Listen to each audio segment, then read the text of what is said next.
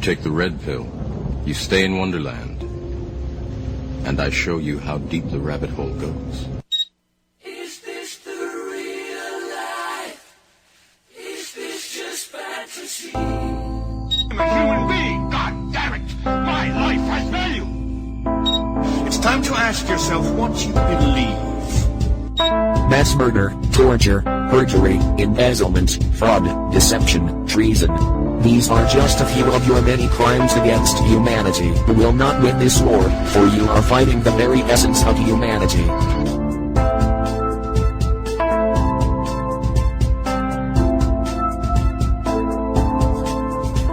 Hey, welcome to Truth or Talk. I'm April And I'm Virstyne Henry. Please check out our website at truthertalk.com. You can find our Conspiracy Realist t-shirt, Liam Sheff's book, Official Stories. We're working on getting new items there for purchase, new products. But right now we have those two items, and if you buy 3 shirts, you get a free copy of Liam's awesome book, Official Stories. We highly recommend it. So, hey, Virstyne, how you doing today? Good. How about you? Great. I'm doing great. I'm excited about our next guest, the one and only Max Igan. Yeah, he's awesome. Really nice guy. I know. Really, he's such a, I can't think of the word. He's calming force to the truther movement. Right. For lack of a better word, I know there's a better way to describe him, but he's been on before, and we're happy to have him on again, so. Yeah, I know. We had him on last time, and he is a very calming force. Whenever you talk to Max, it's kind of like pleasant. You don't feel, he doesn't stress you out. You know, some people, I think, maybe unintentionally, most of the time in the truth movement, get a little hyper about things, and, you know, they want to wake everybody up right now. Max has a very calming effect, and he manages to talk about these things in a very truthful, honest way without getting fear, you know, without doing the fear-mongering thing, and without, you know, and it's, I like that. But I understand that, too, because there is a sense of urgency, and people honestly really do need to wake up right now.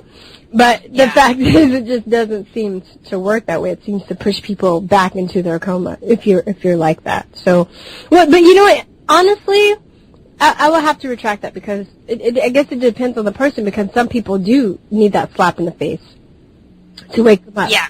Sometimes you do wake up, you slap the person, and they do wake up out of their coma, you know? I really don't know, because I hear, like, Alex Jones has been accused of being fear-mongering. I think his approach is very abrasive. I don't think he's intentionally trying to scare people. I think he's trying to inform people. But because people don't like the way the information is presented, because it's so, like, rough and in your face, they're like, oh, no, he's trying to scare us all. But you should be scared, you know, because what the globalists are planning to do is very, very scary. It's very sinister. It's very evil. Yeah. So you should be scared. Doesn't mean you have to be powerless, but it's scary. I was scared, you know? Right, that's true. Yeah, I was scared, too. I was terrified. I mean, I remember watching, you know, stuff about, like, FEMA camps and all this stuff. Oh, my God, that was so terrible. I was like, oh, no. Like, I start making a bucket list. It was just like, yeah. What am I going to do, you know? But you get to a point where there's just so much. You just realize there's so many ways to die that you have to be like, fuck it, because you can't live in fear. You can't. Right, exactly. Just because these things are planned doesn't mean they're going to go the way that they are planned, and a lot of their stuff is, you know, isn't going the way they're planning, because according to, who's that, Jim Mars and Daniel Escalin, who, they crashed the Bilderberg group, you know, so they get info on, you know, basically it's a group of people, or the globalists planning what they're going to do. They're like 12 years behind. Yeah. They're not on schedule. Right, so who knows if it's going to happen or not. You know, we don't know if they are such bumbling idiots that they'll never get it together. Well, people are starting to wake up. I'm sorry. Right, and that too. Yeah, I mean, and then people are starting to wake up. So the fear, I mean, I think, you know, we don't want to say don't have fear, because I think anytime you have any type of human emotion, whether you consider it a negative feeling or a positive feeling, it has validity, and we have these feelings for a reason. You know, we should be afraid of some of this stuff because it is scary, but that doesn't mean you like live in it and you sit there and you dwell on fear, because then that's ineffective too. You know? And I think that what Max Igan does, and I think most likely you will get hurt, or you will be in some type of horrible situation, because you're going to draw that situation to you because that's what you're thinking about, you know? I'm sorry, go on. Yeah. No, I'm saying Max Igan is, he talks about these things that I think he's well balanced in that way, is that he doesn't tell you that you shouldn't be afraid. I mean, he just gives you the information about what's going on, or from what he's researched and what he understands, but then he also tries to empower you by letting you know that you are, you have the potential as a human being. Like, I think he brings up a lot that we actually are not living up to our potential for the most part, but as a human race, like, we have potential to be so much more than what we are, but we're not living up to that, but that's because we've been disempowered. But once you know that you have the power to do that, then it empowers you. Yeah. And you can start to feel like, well, actually, maybe I can be better. Maybe I can be more than what I am, or maybe I already am. I just don't even realize it. You start to learn to tap into that. Yeah, and I think for me, it's this journey that I'm on, or that we're on, for me has been very has been very introspective, and it's empowered me, and not only in realizing the events that are going on in the world, but just in my personal life and how the people I have around me. I think I always talk about, like, when this always comes up about, like, friends and stuff, and when you start coming across a lot of this information, it makes people very uncomfortable, and you realize who your real friends are a lot of the times, and I've had friends that they're like, oh, Virstyne, you're just so crazy, but I love you anyway, or they're like, oh my God, you don't want to get vaccines, or you're a lunatic, I don't want to have anything to do with you, or they just, kind of, without even looking into what you're, why you have the views that you do. You realize they're people that aren't going to try and understand you, even though you do consider them friends. But it was painful, but it's also, it made me realize, okay, well, I know where you stand. I know where I stand, and why are you in my life, or why do I have these people around? Or you have people that badger you because of it, and then you realize you have this kind of abusive relationships with people. Because you're letting them demean you because of the things that you say make them feel uncomfortable. Even if you're bringing that up in a form where you want to debate with them, or you're just talking about something that's maybe not mainstream, instead of saying, oh, well, that's an interesting idea. Why do you have that idea? Oh, well, let me look into why you have, your idea. I've known you for years, but they're just going to be like, ugh, you're crazy. Get away from me. Well, maybe they weren't. You guys are going in different directions, and you don't need to be friends in the first place. And then I've also found that amazing people have come into my life. Right. So I made new friends. Yeah, and it hurts a lot, and sometimes that's part of, like, growing pains in a way, is when you lose certain people. But sometimes you realize, like you're saying, that it's sort of toxic relationships anyway, and you maybe didn't see that before you wake up. You didn't really notice that, or you just you ignored it, or you thought you love the person anyway. But then sometimes you don't even miss that person because they were I don't know abusive in your relationship. You have these abusive friendships sometimes, and so when you let them go, it's okay, and then you meet new amazing people. And I think, but it hurts, though. It definitely hurts when you go through that process. It's like growing pains, I guess, waking up and growing. Like, I remember losing friends before, and even before I was, like, really, truly awake, I would lose friends because, I would notice that these relationships were very shallow. Like, I had, when I was younger, you have, I think you tend to have more friends who are, like, drinking buddies, or friends who, you have, it's kind of on the surface or something. You don't, and then as you mature, you realize you don't really have all that much in common with them. Yeah, you do. Yeah, it's very interesting. But a lot of people are comfortable with shallow relationships, or they think that, they watch Friends and,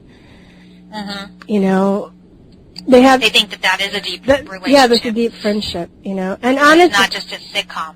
yeah, but it's interesting. I really can't. Maybe Friends was a bad example because I never really watched Friends. I saw, like, maybe 1 or 2 episodes in my whole life. So, did you ever watch Friends? Yeah, I watched Friends. I used to watch it because years ago, I didn't have any cable, and it was the only thing that was on TV after, 11 o'clock. I swear to God, that show was on, 3 different channels. And I only had, 5 channels, So it's popular. It's a popular international show, too. It's very, one thing that's fascinated me about Friends is that it translates to people in different languages, and they really seem very accepting of it. Because you can't do that with all shows and movies, Right. So what did you think about Friends and the relationships of Friends? Did they have a deep relationship, or was it one that was just based on history because they knew each other a long time? Oh, I don't know. I guess it's a sitcom, so it was intended to be funny. So a lot of the things that they talked about were sort of shallow. They'd go and they'd have coffee together every day, and they would just talk about their relationships, or who made out with who, or it was a lot of there's 3 guys and 3 girls, and so they at different times would like each other and have crushes on each other, and it was just silly and cute. Did they have deeper friendships? Not really. The characters did.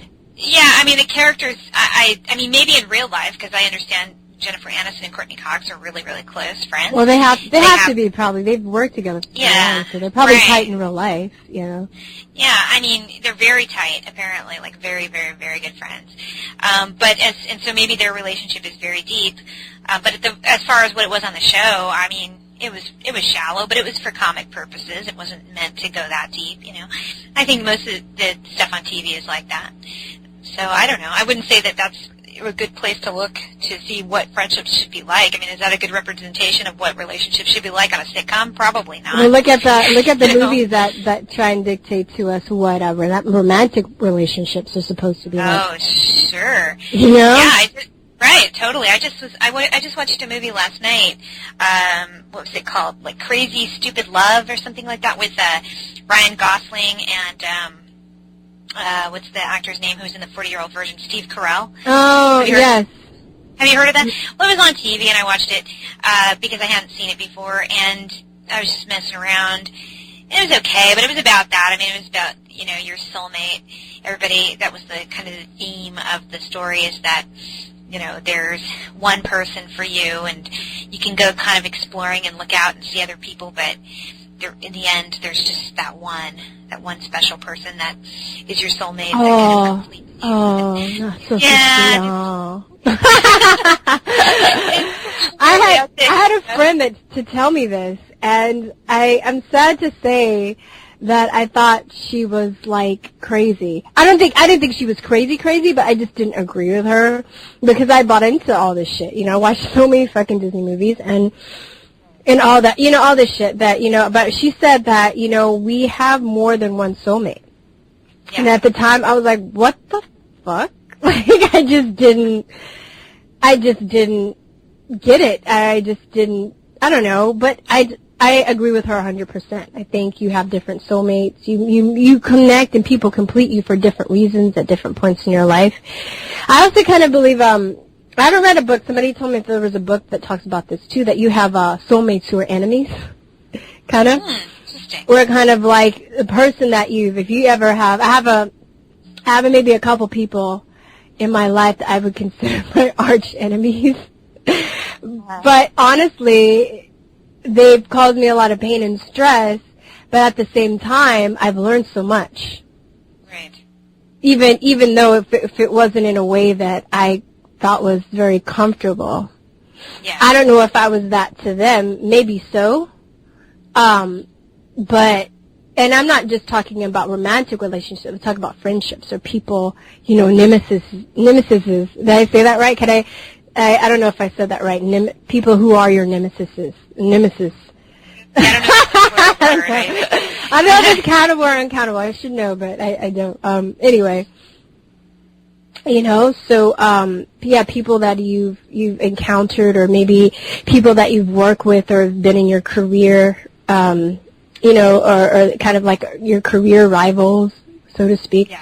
That, maybe you hate them and they hate you, but because of your circumstances or the things that you learned through each other, maybe they're your soulmate in a way too, Maybe, Right. yeah. Yeah, they're kind of your counterpart or something. They challenge you in a way that gives you maybe a competitive drive. Yeah. Or something like that in a way that they, there's this movie, Say Anything. It's an old 80s movie with John Cusack and Ione Skye. And I remember Ione Skye's character was the valedictorian. She was really smart. And she meets this girl at a party, and they were talking about how, this whole time they were enemies, but then eventually they actually helped each other because they were competing against each other, so it actually made them be better. So, Did they become friends? Because I still yeah, well, I mean, they didn't.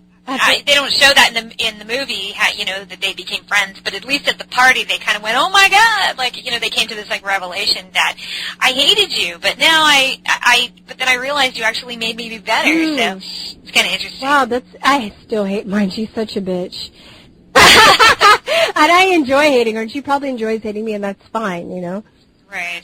Well, but that was a great point. I need to see that movie. I've seen bits and parts of that movie. That's the one where he holds up the stereo to, and he's talking the Peter Gabriel song. Oh yeah. In Your Eyes. I love Peter Gabriel. See that. It's a Cameron Crowe movie, right? It is a Cameron Crowe movie, and if you see Cameron Crowe movies, they do kind of go into the romantic, kind of sentimental romantic stories and all of that. They do kind of feed that romantic fantasy, but they're usually pretty entertaining and sweet movies, and that's definitely a very romantic scene where he holds up the radio for her. Well, you know what though? I just it's not that I want to make something clear. I am a romantic. I love that shit. I do. I love love and kisses and promises, and I would love it, and I believe in it. But I think that the only thing that I'm against is when you're growing up and you're watching all these movies, they don't tell you about the hard times. Right, exactly. They usually stop. The movie ends when the couple finally get together. That's when the movie ends. Yeah. You know what I mean? When they're struggling the whole time to make it happen. For some reason, there's some kind of conflict, something tearing them apart.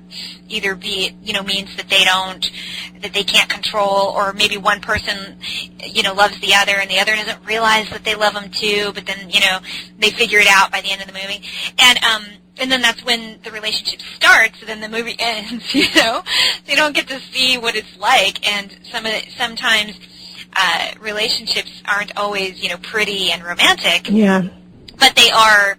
But they're solid, and you meet somebody who might be one of your soulmates, or you have that because you've struggled together, or you've had hard times together, and you try to come back together and work things out, and that can be a romantic thing in and of itself. When you have children, and you have to deal in my marriage. I mean, we've had many struggles, and part of it because, our oldest was very sick when he was a baby, and that probably brought us closer together. When he was in the hospital for a while, he was in the hospital for 2 weeks, our oldest son Avery, because he had a ruptured gallbladder, and we didn't know what was going on. He was only 7 months old at the time. It was really bizarre. Kind of to this day, a mystery. We don't know what happened to his gallbladder. It just erupted. But he's fine now. But I mean, certainly, you go through things like that, and it can bring you closer together because when you realize that somebody's going to stick with you through something like that, it's not, that's sort of romantic in itself. Good point. Good point. Yeah. But that's not something, I mean, you don't generally see that kind of thing in movies, or they don't romanticize that too much, is when somebody, but hard times, It's a test, though, because it could have easily gone the other way, too, Right. Someone can abandon you during a hard time, or, we probably have had friends where stuff like that's gone on. As soon as things get hard, the relationship ends. Yeah. Because the other person can't handle it. Yeah. So if you can stick together through hard things, then that's pretty romantic, and overcome, huge obstacles. That's a pretty romantic thing too. And but that's not something that is. I mean, you might see some movies that talk about that kind of stuff or show that kind of stuff, but most of them, the romantic comedy is, I think, based on, the beginning. It's like yeah. The beginning, and then you're supposed to buy into that this person's their soulmate, even though you never see them go through anything. You never see them after they get married and have kids, or maybe the wedding is the end. You know? Yeah. That's the end of the movie as soon as they get married, you know? You never see them use the restroom with each other or poo. Right, you know, or you see the movie version of a woman going into labor, and she's screaming and they're wheeling her down the hallway and all this stuff, and then the guy faints and everything. But you know what I'm saying? And but when you're actually in that situation, I mean, it's even gnarlier than that. People like to joke about it, these movies, but having a baby, I mean, it's disgusting. You know, these guys will see their women do things that they would never ever think that they would see their woman do when she's giving birth. It's pretty like a vile, and it's pretty invasive and very intimate. Yeah. So you will see somebody doing really disgusting things that you never thought you'd see. So a man who loves his woman and still wants to go in there after he's still wants to go back into that place that he saw weird things come out of. Yeah. That's very romantic, too.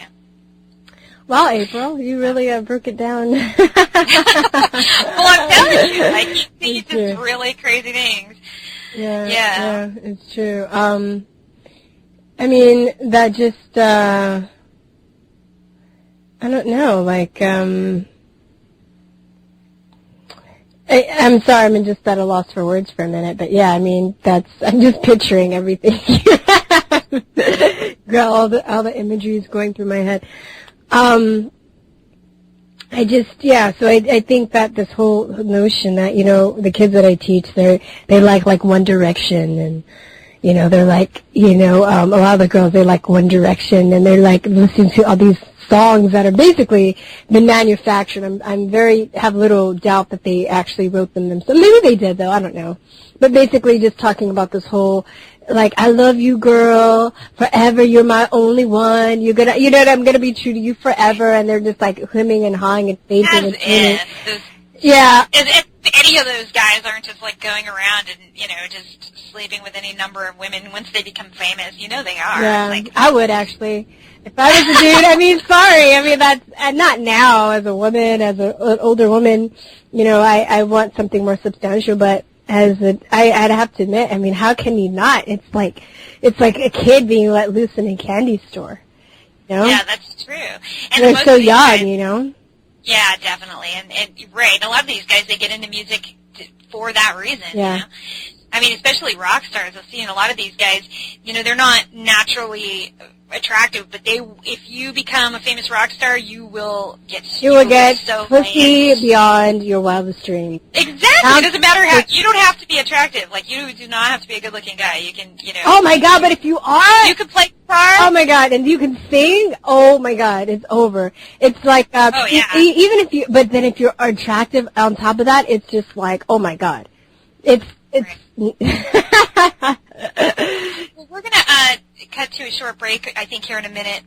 We're kind of getting off into rambling because our next guest, well, we're going to talk about things, but our next guest, Max Igan, is actually a musician. Oh, I'm sorry, Max. I didn't mean. No, he was. I think he was in a rock band at one point. Yeah. He did that before he's doing what he's doing now. So we'll ask him about that. That should be really fun and interesting to talk about because I know that he's a spiritual guy. I know he's an artist, and he's also in this movement that we're in. So we look forward to talking to him. We're going to take a short break. Please stay with us. We're going to be talking to Max Igan in just a few. I'm so embarrassed. Everything I'm looking at seems crazy. The newspaper, the television, nothing's right. Nothing's telling me what's true. It's like I fell into a bucket of cream and kicked my legs until I became a mouse. What's that about? I'm a conspiracy realist, not a conspiracy theorist. I want a t-shirt that represents me. What? There's one that's available? Go to shop.truthertees.com, says the voice in my head. Shop.truthertees.com. It's not crazy. I'm not afraid to go on the internet and go to shop.truthertees.com. I'm not scared. I've taken out bowling balls that look like you. That's what I said. Straighten out. Get your conspiracy realist T-shirt. Don't make me come over there. You look good. You look good. Max has always had a strong love for art and music and spent most of his life as a traveling musician and continued to do so up until about 3 years ago. Max's experience as a traveling musician gave him a unique perspective on the world and how it really works. As he began to realize the urgency of the status quo, he began to broadcast his message on a weekly radio show entitled Surviving the Matrix. He now hosts his show on David Icke's channel, The People's Voice TV, and he can also be found at thecrowhouse.com. Would you please welcome Max Igan to our show? Thank you, Max. Hey, Max. Hey, guys, and very nice to be here. Thanks for asking me on again. Yeah, it was a pleasure. So, we've had you on our show before, but for our new listeners, could you remind us how you started the Crow House? Just give us a little bit of background, if you will. Well, the Crow House actually didn't start off as a truth portal at all. It actually started off as a site where I used to put artwork on because I was living apart from my son, so we were actually in a game clan together. So I was doing artwork for his game clan, and that's actually what the website opened for. But when I sort of stopped doing that, I had the website there, and I sort of thought, I kind of felt guilty not putting real information on there. So I just added a truth side to the website, but left the old clan artwork there. And it turned into what it is today. Quite unexpected, really, and quite without intention for it to ever be a truth portal when it was created. And even everything that's come from it, I mean, even the radio shows and all the films that I've made and all that sort of stuff, I never really intended on doing any of it. It just kind of all happened, and here we are today. Wow. We talked about you, or when we had you on the show last time, and Virstyne and I both feel that we found it fascinating that you kind of seemed like you were one of those rare people who were sort of born awake. And so we were curious if you were ever depressed growing up, or how did you cope in society being so drastically different in your worldview than everybody else? Look, when I was a teenager, I was very depressed through my childhood. I had a very, very troubled childhood. I didn't have a very pleasant childhood. And as a teenager, I was a very withdrawn, very depressed individual. I couldn't understand the world at all. I couldn't understand why I wasn't like other people and couldn't do the things other people did. I just couldn't see any pleasure. I couldn't gain any pleasure from the things I did. I mean, I used to like to go surfing. I used to like to go walking in the forests. But all the things that teenagers do, the night clubbing and the drug parties and the picking up girls and all the stuff that they were just into, I couldn't find any sense in it. The football and the television and anything, I couldn't make any sense of it all. So I was very depressed. My biggest love was music. That was what really caused me to get where I am as well. I mean, music was a big source of strength to me through my life. I kind of left school very early, and I immersed myself in music because that way I was able to express the art of my life, and I was able to get paid to do it. But again, I mean, it was quite a solitary life, even as a musician. Even though I was in bands, I wasn't like the other people because I was looking at the world differently. So I was off researching most of the time when I was touring, and it was kind of different to the other guys. But it all kind of worked out. I mean, music was the place that I hid, and it gave me the ability to be able to support myself while I was doing my research. And then I got to a certain stage in my life when all of my music, my whole music collection, like years and years of records and CDs and albums and everything, was stolen from me by someone who I held very close to me. And music had always been my source of strength and my source of solace. It was always the place that I went to when I needed healing. And suddenly it became my source of pain, because suddenly all of every band I'd ever played in, all of my cassettes, all of my albums, like, a 35-year music collection owned by a musician. This was a big music collection, and there was a lot of memories and a lot of life, a lot of emotion attached to that music industry, to that music collection. And when they got stolen from me, suddenly music became my source of pain. I had nowhere to hide. So what I did was I thought, well, the only other love that I really have, the only thing that's ever kept me sane was my research and my knowledge about what reality is. So I spent the next 18 months to 2 years writing a book called Earth's Forbidden Secrets, which I've got on the website, an e-book, And because I had the music taken from me and suddenly it became my source of pain, it removed me of any attachment that I had to material possessions, any attachment that I had left, because that was the only thing that I'd really kept and held on to all through my life was my music collection. It was something that really meant a lot to me, but it suddenly became my source of pain. You know? So it was a real interesting dichotomy that happened there in my life. And what was one of the most severe blows that was ever dealt to me right at a crucial time in my life actually became one of the biggest gifts I've ever had, because it freed me from attachment to personal possessions. It made me step back and view the music industry for what it really is, and it made me focus more on my research. And because I focused more on my research, I got to find out a lot more, and I began to see the real need for me to pay attention to this side of things. And the reason why I was born awake was because there was a path laid out for me, and I wasn't on that path. Music is what had both held me back, but also served to put me in the right position to learn everything I needed to know by living on the outside of society to do it, you know. So it was really interesting the way it sort of happened to be where I am. But what was the greatest pain in my life was, in fact, the greatest gift I've ever received. So that's the way I look at it. And that's kind of what's put me where I am now. I mean, I wouldn't be doing any of this if I still had my music collection. I'd still be off playing in bands and listening to music every night, you know. Well, I'm a musician too. What instrument do you play? I'm curious. I played lead guitar for a long time. Lead guitar? Yeah. Huh? Lead guitar? Guitar. Lead guitar. I was a bit of a shredhead, you know. I liked good guitar playing. Played rock music most of my life.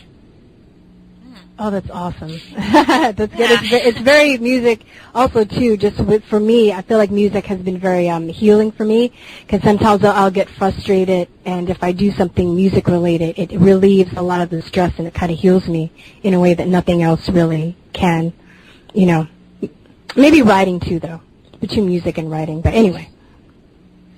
But Max, you have a term called a scene generous. Is that how you say it? Sui. Yeah. Yes. Yeah. Where did that come from, and how can people apply this term to their daily lives? Well, it's a legal term. You can look it up. Sui generis or sui generis. It's SUIGENIRIS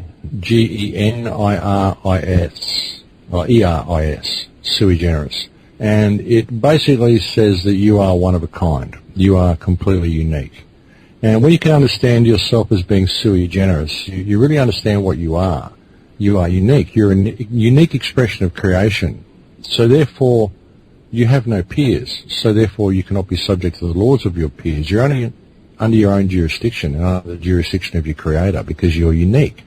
There's nobody else like April Virstyne. There's nobody else like Virstyne Henry. This is a completely unique expression of creation, both of you.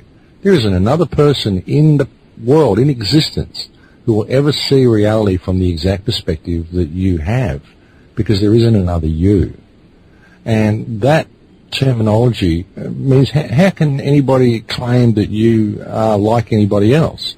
So how can you have peers? You can't have peers. There's nobody like you. What peer group are you part of? Well, it's only your birth certificate and all this sort of stuff that makes you a citizen. These are your peers. But are you really a citizen? Are you your birth certificate? Are you that name? Or are you a unique expression of creation that's been granted a certificate which gives you a calling that people can use if they want to pick you out of the crowd? I went through this on a show recently, or actually the last week's show was entitled How You Are Enslaved and Why You Don't Know It, where I tried to explain the difference between who you are and what your name is. You know, you have a name, but you're not the name. And you, the person who possesses a name, April Bowden, you are sui generis. You are completely unique. So this is an expression that you can use in a courtroom situation or to explain your way out of any real legal situation, as long as you haven't done harm to anybody. You know, if people say you've got to be subject to the laws of your peers, well, you can explain to them that they have no peers. But really understanding how sui generis works, the problem is, even with this information, people will think they can go into court armed with the information and take on the court. You know, well, if you are, just even the concept of being armed with the information, if you understand yourself as being sui generis, then you understand that everybody else is, so who are you to inflict yourself upon them? They may not know they're sui generis, they may think the system's real, they may not know anything about it. So you have no jurisdiction over them to be able to inflict yourself or attack them. You know what I mean? It's a respectful thing as well. You know, if you're going to want this respect from other people, then you've got to be prepared to give them the same respect that you command. You know, this is the way it has to work. Too many people want to fight the system. The system's a cloud. It only exists on paper. If you're going to go in there and claim that you're sui generis and you're competent and you're there to fight the system, well, how competent are you if you're fighting something that's a fiction? You know, have you even established that it's got any jurisdiction over you? Who are these people? Do they know that you're sui generis? You know what I mean? Good point. Yeah. It's like having to speak a different language, you know, trying to communicate in a language that people don't understand. If they're on the same page, it doesn't really matter, I guess. Exactly. Well, exactly. It's knowing that you're flesh and blood. You know, it's knowing that you're flesh and blood. That's what it's really all about. That's the way out of this whole situation, is for people to remember who and what they are, for people to remember that they're flesh and blood. This is what I've been trying to get across to people for the last 6 years on the show. That's the most important thing. So tell us about your project, the Full Circle Project, why you created it and what it is and what you want to see come of it. Well, the Full Circle Project, it's a big mission. It's something that I want to do. I mean, there's so many movements out there. So many people join these movements and they sit back and they wait for the movement to save the world, you know. They go there, they go to their monthly meeting or whatever, they get a DVD and they get a little lecture and they get a monthly newsletter and they think because I've joined this movement, I'm doing the right thing and it's going to save the world. It's not. I mean, people have to participate themselves.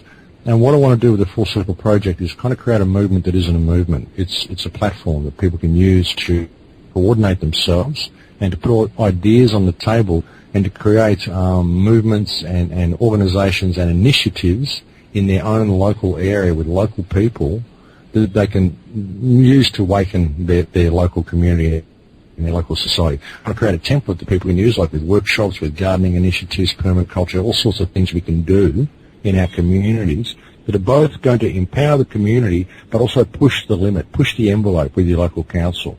A lot of people that have got a lot of movements started, but they just don't seem to get anywhere. You know, people join these movements and they think that because they've joined the movement, then, you know, it's all going to work out. The movement's going to save the world for them.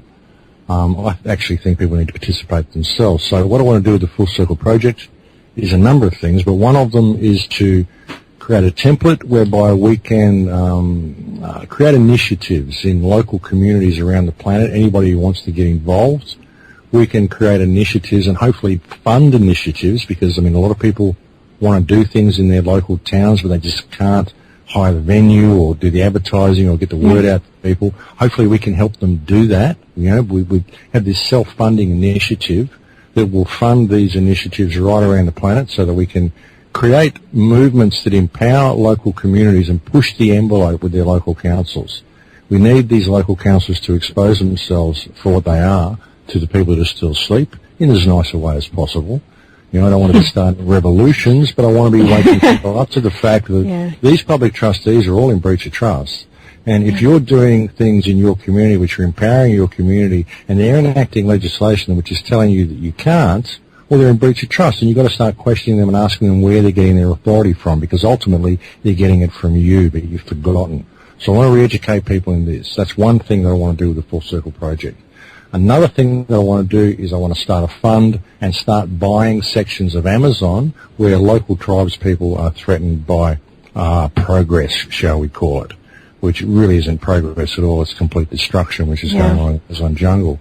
We've got a lot of areas of land where there's tribal people that are very, very threatened, and they've got the means to patrol the borders and keep the land safe, but they don't have the funding to actually say that they own the land. So I want to buy sections of Amazon forest and put them in a trust and appoint local tribes people as the custodians of the land to look after it for the trust, for the foundation, and put this in a trust for future generations. I think that the people of the world are going to lose the Amazon if the people of the world don't stand up and do something about it. Yeah. And we live in an environment where people think you can own the earth. Okay, well, we should own the Amazon. We should all buy it.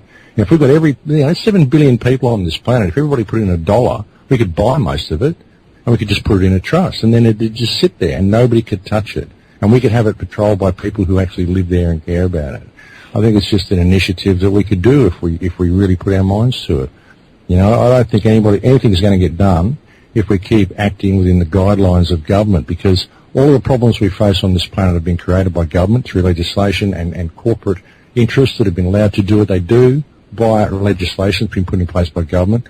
So why are we looking for a remedy within that system? Why are we looking to the very people who've created the problem for solutions to the problems that they've created on purpose? We need to step above it. We need to realise these people are public trustees and rein our governments in and turn the balance of power back in the direction it should be in, which is in the hands of the people. And that's what I want to do with the Full Circle Project. It's a big ask, but that's what I want to do. You know?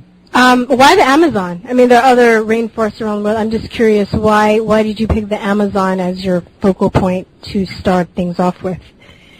Because the Amazon is the lungs of the world, and I've been there. I've seen the damage that's going on, and it's something that everybody can identify with on the planet. Yeah. I mean, you could say the forests in North America. I could say the forests here in Australia, and they're all just as important. But you go Amazon, and people go, "Oh, the Amazon!" It creates this mystique in people's minds. It gets them involved. They want to be involved. Everybody knows the Amazon's threatened. Everybody wants to save the Amazon. Nobody knows how to do it. Well, this is how you do it. Start small. Find one village of people whose land is threatened and find out where their traditional lands are, mark them out, go get enough money, go to the government and say, well, all of this is, it's up for grabs by mining companies and development companies. We're going to grab it and we're going to develop it into a tourist attraction which we're going to use to show people the need to preserve the forest. We're going to create a jungle walk around the perimeter of the forest so that the local Shipibo people can take tourists around and show them the need for people who want to do it. It'll be a rugged forest trail, of course, but you can do stuff like this whereby you can be using the land but still preserving the land at the same time. Because there's certain rules in Peru where if you buy land, you've got to use it. Okay, we'll use it to show why you shouldn't use it. Okay? That's what we're going to do. And we want to be able to show the Peruvian government, because they're selling land off to ridiculous, like petrochemical companies and petrol companies and palm oil companies and all sorts of stuff. A lot of it's just going from bribery and just backdoor deals. It's not legal. They're just doing it. Because that's the way it works in a lot of these third world countries. So we've got to help them. Well, we've got to help them understand that the Amazon is their bank. That's their bank. If they allow the Amazon to be destroyed, then they've lost their economy. They've lost their whole country. Yeah. That's the way we have to re-educate them into what they've actually got here. What they've got is a gold mine. If they play the country economically, the Amazon is a gold mine as long as you don't touch it. If you touch it, you're going to pull it down and your country's going to be worth nothing. We have to, fortunately people are locked into this economic model.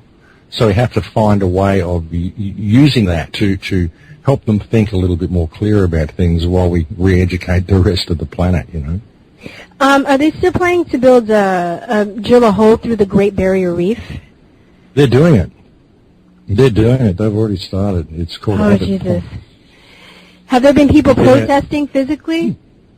Well, yeah, there have, but, what do you do? We've got new laws in Queensland which make it very hard to protest, and very soon these laws, I believe, will be focused on many of these groups. And a lot of people aren't even asking why they're doing this, why they're building this big port through the Barrier Reef. People think it's for coal seam gas, and there will be a bit of coal seam gas going out through it, but what it's really for is for coal shipments. And where the coal is coming from is going to be a place called the Darling Downs, which is Australia's food bowl. It's where most of our food's grown, some of the most fertile farming land in the world. And most of this has been sold by the previous Queensland government to Chinese mining companies who are going to come in and they're going to turn our food bowl into a coal mine. And Australia isn't really going to be able to grow much of its food after that. I think that when people really see the extent of the damage that these companies are going to do once Queensland's open up for mining, you're going to see this new legislation that's been brought in, this VLAD legislation, which is the Vicious Lawless Association Disestablishment legislation, it's called. It's aimed at bike gangs. That's the smokescreen they're using. They're saying we're using this to get rid of criminal gangs. But really, if you read the legislation, it says it can be applied to any group of 3 or more people who belongs to a named group, basically. So it's anybody they choose to name in any legislation they choose to create. They just write your name down on a piece of paper and say what you're doing is breaking the law. They just make it up. And suddenly anybody in a group of 3 or more people can be arrested and put in jail with no trial or no charges. You're automatically guilty because you belong to this named group. And they're using bikies as the smoke screen. You read the legislation, it doesn't actually say bike gangs anywhere in there. It says any group, association, league, club, business, corporation, anything. Anything of 3 or more people can basically fall under the umbrella of this legislation. So it's a removal of habeas corpus in Queensland. Bikies are the smoke screen, and they're going to use it to control the people of Queensland once they start turning this place into the open-cut mine they had planned for it. And that's what the big port's all about. And people just aren't noticing it. People think it's a good thing that this legislation's coming in. It's the loss of the right of trial for anybody who's named as a group of interest.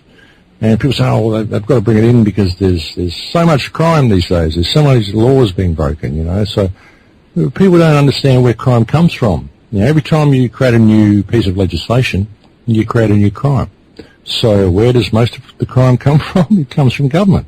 They just write it down. What April's doing is a crime. Suddenly April's a criminal. April didn't do anything different to what she normally does, but they wrote this down on a piece of paper and they put a rubber stamp on it that what she was doing was a crime. That's how crime comes about. Recently, like they said, there's going to be 40,000 new laws brought in for Obamacare in the United States in 2014. The introduction of 40,000 more laws is the creation of 40,000 more crimes. Yeah. If there isn't a crime, if there isn't a law regarding an incident, then it's not a crime. You know, that's how it becomes a crime to walk on the grass because someone said you can't walk on the grass. They wrote it on a piece of paper, they put a rubber stamp on it, and now it's a crime to walk on the grass. It's ridiculous. That's where crime comes from, you see. So anybody who they name as breaking the law, which is anything they write down on a piece of paper, can now be jailed without trial. That's what they've introduced in Queensland, and the people of Australia, they think it's all okay. That's what happens when you put this much fluoride in the water, I guess. Yeah, well, so, yeah, that's rough. You know, it's funny you talk about that, the crime, and, you know, speaking of being born awake, my 10-year-old the other day, he asks me, you know, why fireworks are illegal, and, you know, I said, well, I guess, you know, they think it can be dangerous for safety, and he says, well, doesn't that just encourage people to break the law? It's like, that it was just like, well, you know, if it weren't the law, then people wouldn't be able to break it, and then, you know, people could use their own discretion. It was like, kind of a wise observation, I thought. But Max, you know, things can be kind of bleak sometimes, and you tend to keep a level of optimism. So do you ever get criticized for being too optimistic? And, you know, do you know those people who are awake, but they are very, like, depressed about it, and they really think that they don't really do anything to stop any of the status quo because they just don't see the point in it? Look, I do. I know people that are like that. But I see it all as opportunity. I really do. I have a great deal of faith in the human race. I do get incredibly frustrated about it all. And even with the shows, I mean, I keep them calm because I'm kind of aiming them at someone who may have just come across it. I think, well, what if this is the first time the person listening to this show has come across this information? You know, I need to calmly, politely, eloquently tell them to wake the hell up and pay attention. In a way that isn't going to offend them, because what I'm actually suggesting to them is, hey, look, by the way, everything that you thought was real up to this point has been a complete lie, and your whole life has been completely meaningless right up to now, and now you have an opportunity to start again.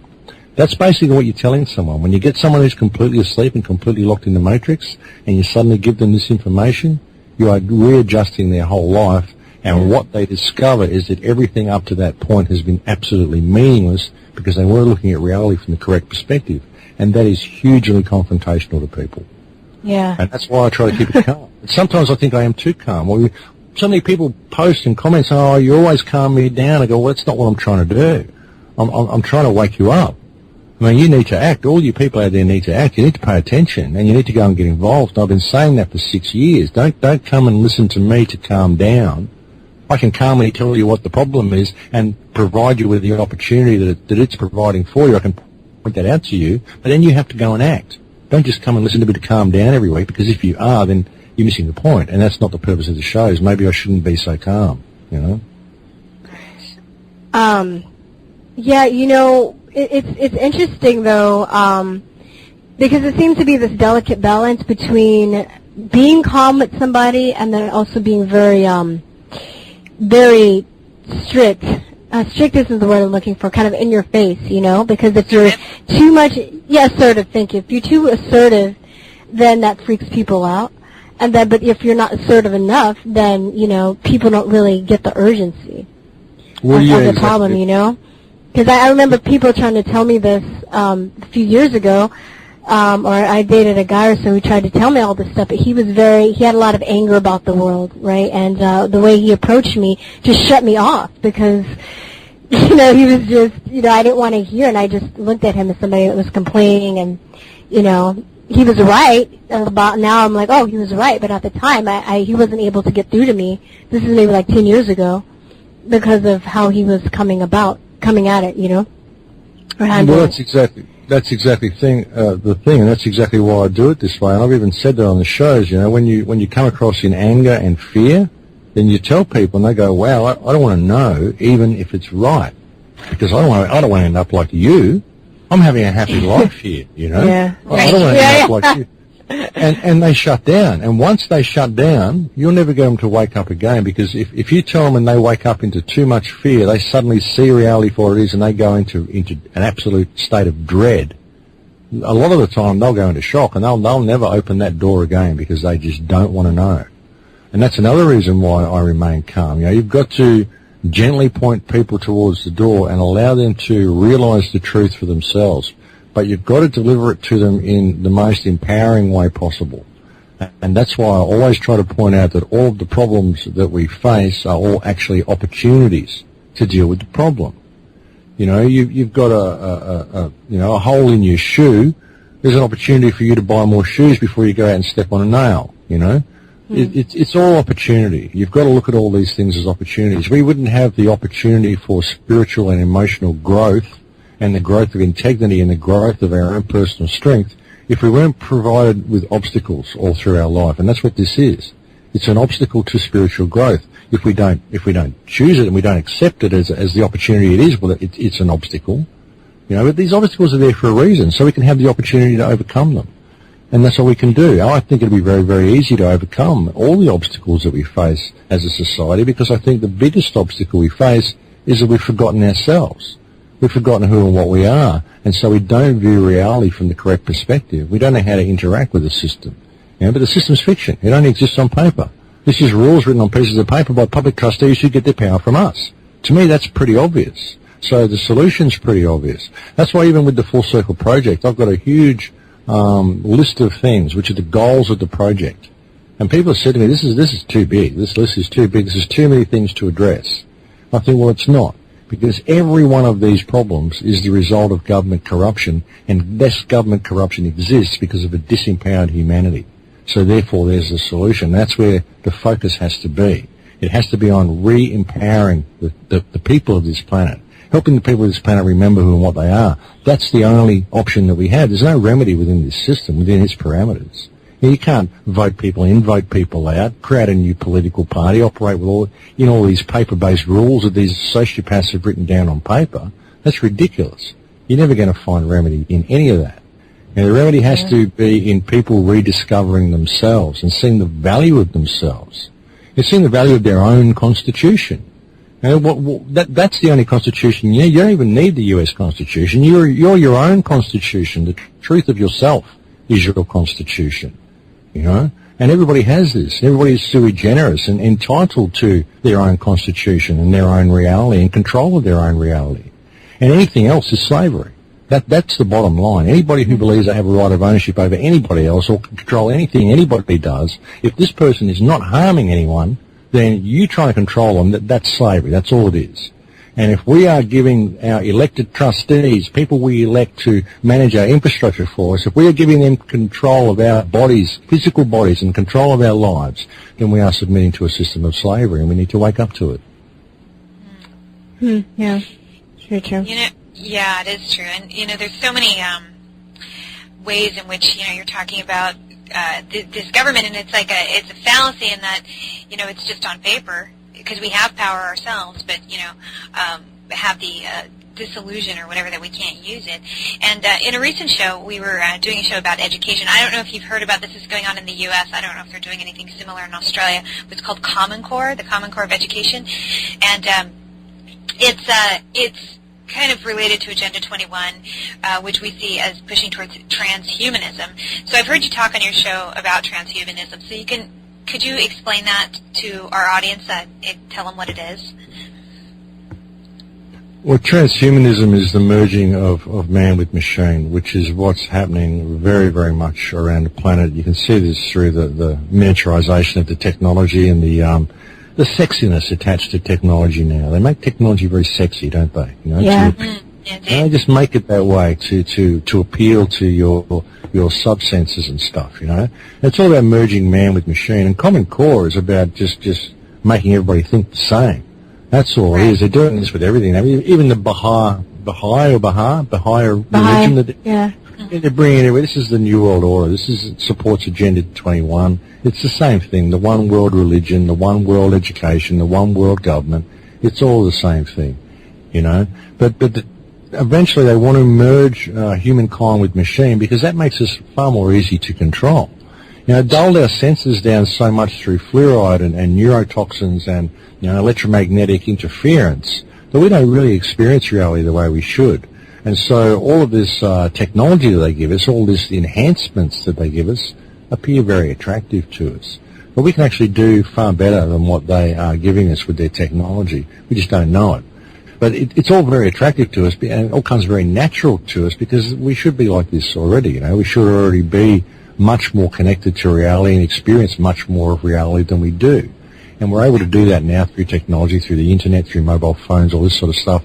But people, they're making it smaller and smaller and smaller, and it's going to be inconvenient soon to look at your mobile phones and be able to see stuff on there because you're going to want it small. It's much better to have it implanted so you can see it in a retina thing in your eye. And they're promoting it through shows like Continuum, where you see the people with the little retina things there, where they got that little readout in the eye and they can analyze everything that's going on around them. You've got Google into the frontal lobe. You don't need to connect anywhere. It's all wireless internet. You've got this instant communication going on. That's where it's going, and they'll do it through chips to start with. But then what if you don't have to do it through chips? What if they can do it through nanotechnology? And that's where they're going. That's where they'll take it. They'll start merging humankind with machine on the nanoscale, if they're not doing it already. I believe that they are. Yeah, I know, switching gears a little bit, April and I always grapple with this question on the show about, what does it take to become awake and aware? Because we're like, is it self-confidence? Is it some kind of a divine intervention? And also, do you think an artist tends to be more conscious of this reality than people that aren't artistic? Yeah, absolutely. And why do you think that is? Sorry. Because their right brains are far more active. They view the world more holistically than people who think in a completely left-brain reality. Non-artistic people don't think very right-brained. It's very, very analytical, always thinking in language. If you're right-brained, you tend to view things more holistically, and you can step back and see the picture. I've often said to people, imagine yourself to be standing back off the planet, standing on the moon, and just looking at the planet. And you can see all the countries, you can see all the people, you can see all the political factions, you can see all the faiths, where they all are, and you can see how it all interacts with each other. Okay, we'll superimpose the common market and the economic system over that, and now see how it all reacts with each other. And you start seeing the whole picture, how it all works. All the world is a stage. And it becomes very, very clear. And when you really realize the value of yourself, you are completely unique. You are the center of your own universe, and you have just as much value as everybody else. Everybody here on the planet, these are all just a vessel with a frequency, inhabiting a vessel. Everybody. We're all the same. We're all completely unique and completely different to each other because you have a completely different perspective, but ultimately we're all the same. We're all the same in our uniqueness. We're all just a frequency of consciousness inhabiting a vessel that's here for the experience. And you start looking at yourself that way and start looking at the world that way, and you can't help but wake up. I really think that you just can't help it, Yeah. Well, I think that there is an awakening happening. I think that it's shifting. I think the 100th monkey's beginning to kick in. You know, someone sent me a text the other day, said, "Hey Max, I don't know if you're into J-Lo, but J-Lo was just I saw an interview with J-Lo where J-Lo was talking to someone from the music industry and was explaining to them that they are sui generis and was saying to them that they are one of a kind." So I thought, well, there you go. You know, J-Lo? We're talking about this now. Yeah. Oh my God. Wow, that's kind of wow. Yeah, I mean, I don't know who J-Lo is. Is that Jennifer Lopez or is it someone else? Yeah. This is Jennifer Lopez. Yeah, Jennifer Lopez. Okay, yeah. Well, see, I don't follow the pop industry, but I got a text on the phone the other day. So even you've got people in the pop industry are starting to talk about this. It's becoming common knowledge that you're actually unique. There's nobody else like you. So no one has jurisdiction over you, and all the people that you think control you, hey, guess what? They're just like you. They're sui generis just like you. And the only reason they have power over you is because you give it to them, because you think they've got it. Yeah. And if you insinuate power to people, if you go and, well, hey, I'm really powerful, people give you the power that they believe you have because you told them you have it, so they believe it and they give it to you. It's a mind game. It's a trick. Yeah, that's this whole thing, too, why people are so sick on celebrity right now, too. You know, they're just giving their power away to people. And that, you know, that can be quite dangerous. Oh, yeah, absolutely. You know? Well, they're there to do that. I mean, if you disempower people, you've got to give them something to look up to. I mean, and you give them these people on the television, and they're all larger than life on the TV, you know. They're just all larger than life and all this glitz and glamour, and, you know, you create this false reality, and people don't notice their own reality. They're living someone else's reality through the television, and they live vicariously through these celebrities. And that's why they, you know, cram for all these tabloid magazines. They want to know about everybody's love life and everything everybody else is doing because it makes up for their own lives that they're not living, you know? Yeah. Yeah. Would you say that, you know, even though there are still a lot of people that are asleep, that they still have a moral compass? Or do you think that, you know, they don't act in a certain way on issues because they are kept in a state of fear by peer pressure? Well, yeah, a lot of people live their lives in a state of fear. A lot of them live their lives in a state of laziness. But I think that most of the people who are still asleep are potential allies. I think they're all potentially good people. I think they do have a moral compass. I think that even, you know, you get, you know, a banker or an insurance person or someone who's got to go and evict someone from their home, and they feel terrible that they're evicting this family from their home, but they've got no choice because it says here on this piece of paper that they have to do it, you know. And then they go home and they feel terribly depressed about this family. It wears off after a little while because they're fluoridated, so they just don't think about things very clearly, and it all goes back to normal after a while. Television lulls them back into a sense of normality. But they do have little pangs of guilt because people do have a conscience. People are basically good. I really believe that people are basically good. But unfortunately, people, in order to operate in a business world, and the whole world is based on business, it's all based on commerce, everybody has to pay to be alive. And in order to act within these parameters and to garner economic value to yourself, you need to behave in a sociopathic manner. You need to indulge in business, and businesses, the whole business system is created by, it's a psychopathic system. It's created by psychopathic minds. So when you're forced to operate within the parameters of a business system, you're forced to operate in a sociopathic manner. So you'll go and evict someone from their house and believe that you have no choice because it says so on the piece of paper. And you won't exercise your right to question that authority, usually out of fear, but often out of laziness, because most people want a nanny. They want a nanny state. They want to be looked after. They want to know the world is going to be the way it was when they went to bed last night. And they want to know that if they fall, they can call out and someone's going to come and pick them up. They want to be looked after, and they're too lazy to exercise their rights. That's why most people give their rights away. Now, they wouldn't know what to do with freedom, most people, you know. They will scream for freedom, but then they realise freedom is actually self-responsibility, 100% self-responsibility for everything you say and do. And they go, well, freedom looks good on the tree, and I'll cry out for it like everybody else because I want to be part of that flock. Yeah. And look like I'm a rebel. But I don't really want to be free. Actually, I want someone to look after me.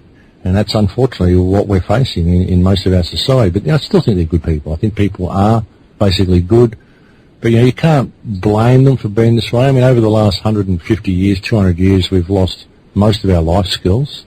they've been sort of bred out of us, and the nanny states look after us, and we don't even have to worry about our own safety in our cars anymore. They've legislated that you've got to wear seatbelts and you've got to have airbags and you've got to have all this stuff. Used to be you had to take care of your safety and you had to be responsible. Yeah. You don't have to be responsible anymore. There's laws and airbags and seatbelts to do that for you. So even though these things may save lives, they don't improve consciousness. They don't nurture responsibility. They don't promote awareness and awake people. People just go through their lives in a dream state because they're surrounded by cotton wool. Yeah. Very, very, very true. So, you often talk about how people in the truth movement, debate over little, details, right? Even, 9/11, JFK, the contents of the sun. So on the subject of the sun, we know that the sun is electric and that we live in an electric universe. So, how do you believe that the artificial electromagnetic frequencies are affecting us as people? Look, I think they're having a major effect on us. I really do. You've got to understand, like before I said, you're a frequency of consciousness inhabiting a vessel. Everything you experience is electromagnetic. Every signal that travels through your body is electromagnetic. And so you're in this sea of electromagnetic soup all around. It's dulling your senses. And I don't know to what extent, because, it's been a gradual thing. And none of us are born truly awake, or maybe we are, but by the time we grow up, we're not, because our pineal's shut down. So, but I think it has a huge impact on everything. Everything you do is electromagnetic, and electromagnetic frequencies can influence you. They can influence everything. I mean, you just pick up your remote control, you can change the channel on your TV. What makes you think someone can't change the way you think? They've even had stuff in Japan. They've had like displays where you can walk down the street and there's a big 3D billboard there, and like a holographic display. And as you walk past, a little voice whispers in your ear, and it actually goes in your ear. It is targeted to go right to that nerve, so you think that the voice is in your ear. You can intercept people's hearing and their vision electromagnetically. You can interfere with them in all sorts of ways electromagnetically, because everything you experience is electromagnetic. You're just picking up something. You're touching something that registers in your brain via an electromagnetic signal. So even if they can't do it yet, well, they'll find it. Soon they'll find that frequency that is you. And they can do it with everybody. I think that's a lot of what this is about, finding people's electromagnetic signatures. I think that's what a lot of the barium in the chemtrails is about. Yeah. Because barium gives people an electromagnetic fingerprint, and then they can pick you up on the X-band radar, and they can study your frequency. I think you'll find they'll be able to use this to create Manchurian candidates and give people little voices in their heads and all sorts of stuff, like what they're capable of. I mean, the sky's probably the limit, They had something like that in New York. I forgot, it was for a year or two ago for a horror movie too, where it's like we were talking about how people would pass by like the advertisement and then you hear something like whispering in your ear. That's insane. But yeah, I remember them talking about that when I first started to hear about that type of technology. It was for that. So. Yeah, there was even someone at TED Talks that was demonstrating it at a TED Talk. So it's real. This sort of technology exists, and it operates on electromagnetism. So yeah, that's why they're putting up all these towers everywhere, I think. And I think that's what the smart meter grid is all about as well. Think about it. If they can put nanotech in your body, if they can spray nanotech in chemtrails, they can put nanotech in your body, they can set up an electromagnetic box outside your house, then they can program that nanotech to do whatever they want electromagnetically. There's experiments that they've done where they've actually been able to switch genes on and off in rats by injecting the rats with nanotechnology and hitting them with electromagnetic waves. There's an article you'll find in my article, in my links in the article archives and the websites from a couple of years ago. But they actually can switch genes on and off using electromagnetic frequencies and nanotechnology. That's right there in the mainstream, and that was 2 years ago. Oh, but that's impossible. Those people that would be like, that's impossible. They can go look it up. The only reason they say that is... Yeah, not according to Science Monthly, it's not. Yeah, but the only reason they say that it's impossible is because they don't want to believe that it's true. But all the facts, you can look up, the research behind it and all that stuff. They do have the technology to do that. Yeah. It's true. I mean, speaking of crazy technologies, here in the States, in the state of Florida, they're recently talking about using genetically engineered mosquitoes to vaccinate people against dengue fever, which we don't have in this country. So there's really it makes no sense logically, but that's what's going on. And I saw you did a video recently where you mentioned that they're also delivering vaccines via the sky in Australia. So can you tell us about that? Well, yeah, they're planning on doing that this year, I think, spraying Australia with a vaccine for cholera, like we have cholera in Australia. We haven't seen any cholera here for years, but they do this they vaccinate you against stuff that they need, and it's never good for you. They're never doing the right thing. I mean, look what they did in Africa with the polio vaccines. The most prevalent disease in Africa at the time was malaria. Polio hadn't been there for years. So they go in and they start delivering oral polio vaccine to babies, knowing that if this oral polio vaccine, the company who manufactures the vaccine says that if you give it to someone who's HIV positive, it'll probably kill them. Most of Africa is HIV positive, so they go in and they start giving these children this oral polio vaccine. They killed thousands and thousands of children. There's no polio in Africa. So, you can see what they're doing with these vaccination programs. They're never for your best interests, It's always stuff that they don't need to do. And frankly, spraying the skies with cholera vaccine, I mean, how can these people be classed as anything even close to sane, Who would think of this stuff? I mean... But they invented Microsoft technology. Come on, Max. You did. That makes you sane when you invent cool technology. Everything else goes out the window.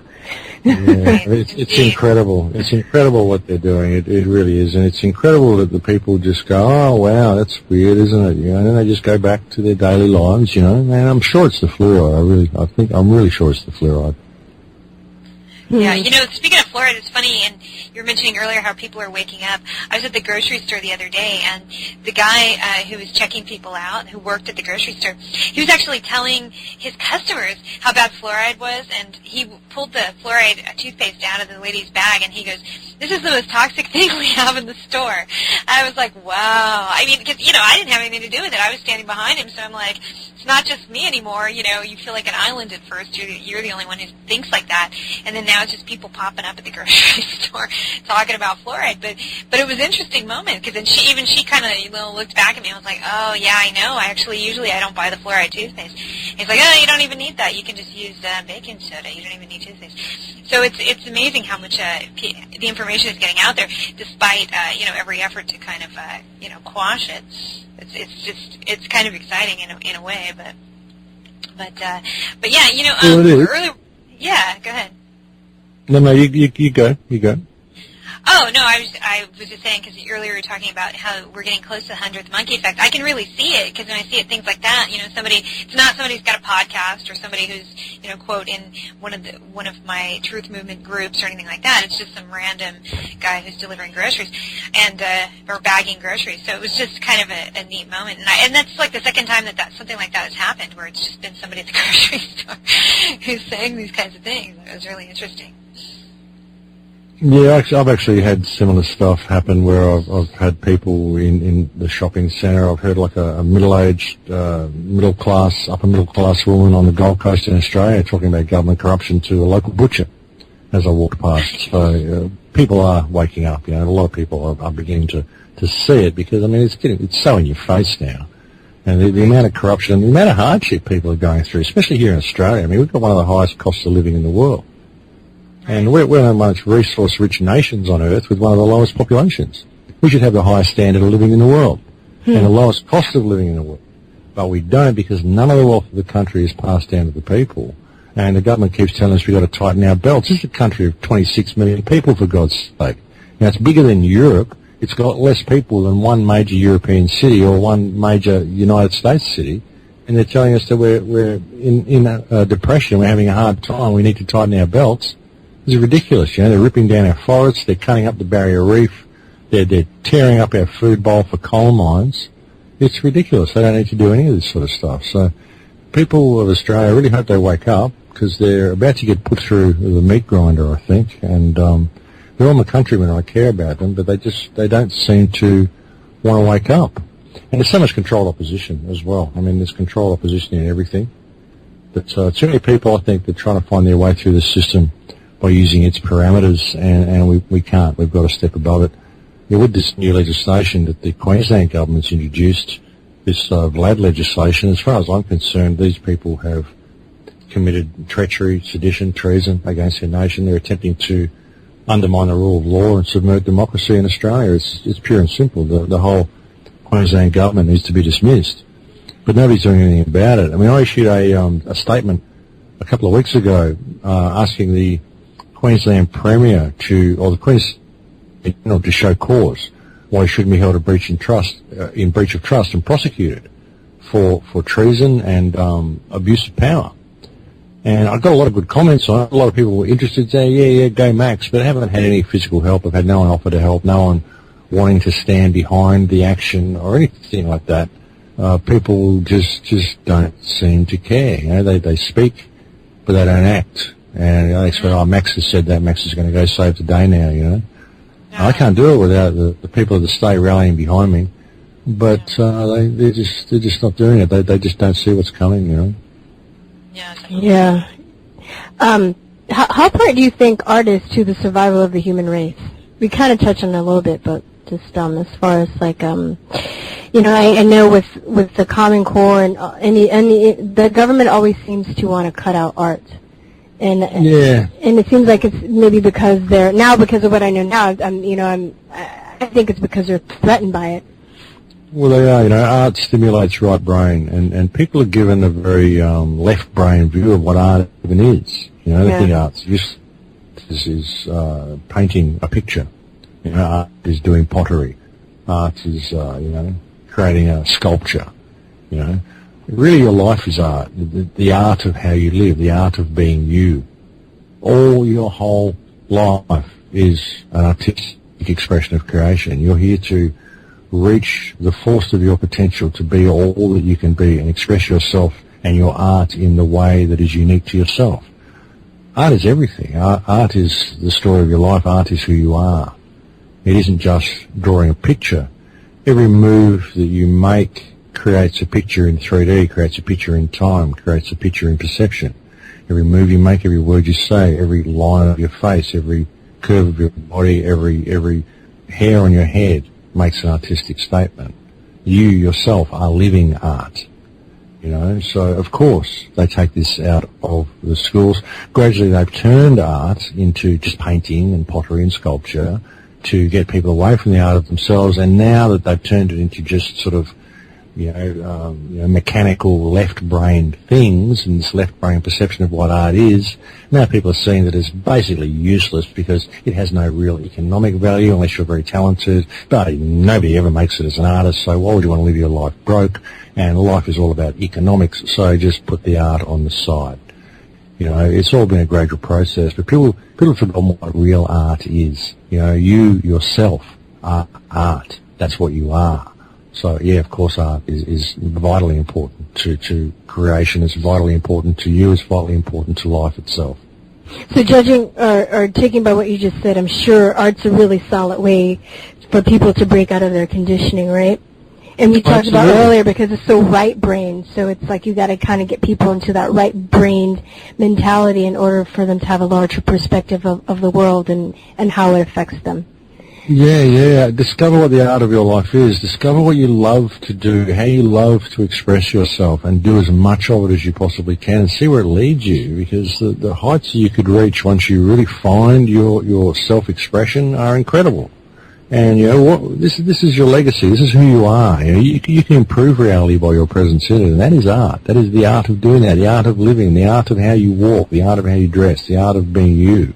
It's an important thing. And you should find you and find the art of yourself and find your expression and find what you love and do as much of it as you possibly can, because that's ultimately what you're here to do, I believe. You know, and if what you do improves reality by your presence in it, if what you do benefits yourself and other people, then it's got to be a good thing. And you should do as much of it as you can. You know, Max, I saw something on your website about the Freedom Summit. Can you explain what that is? What's going on there? Well, there's a group in Australia here called Truthology who've put on this series of summits around Australia. These are 2-day seminars that are being held in Sydney, Melbourne and Brisbane through the end of February and early March. And there'll be myself and Ben Stewart and a number of other speakers speaking at these seminars. Lots of different topics, topics ranging from raw food to cancer cures to legal things to the stuff that I talk about. I'll be talking about trust. I'll be talking about the Full Circle Project. I'll be talking about Amazon Project and basically what's going on around the planet, what's going on here in Queensland. I'm sure Ben will have a lot to bring to the table as well.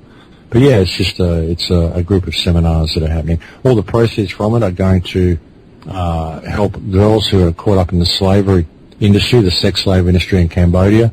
We're hoping to free 100 girls, save 100 girls from the sex slave industry with the proceeds from the event. So that's a good thing to be involved in as well. So yeah, looking forward to it. It's be about 3 weeks or 4 weeks from now we should be starting. Wow, that sounds really great.